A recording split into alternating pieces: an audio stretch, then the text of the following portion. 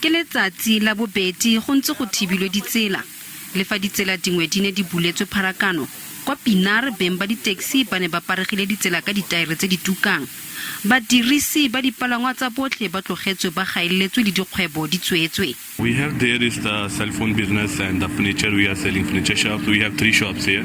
So since yesterday this mall is closed. We tried to come yesterday but we didn't find anything. Every road is closed. So we come today. It's the same story. Our road is closed. There is no local taxi. So people is not coming inside. So it's affected our business. So the situation now, like the second day now, is a strike. So business already is very down. So this moment we can't pay in the rent. So we don't know how long it's going to be that strike like that and how long we're going to be suffering for that.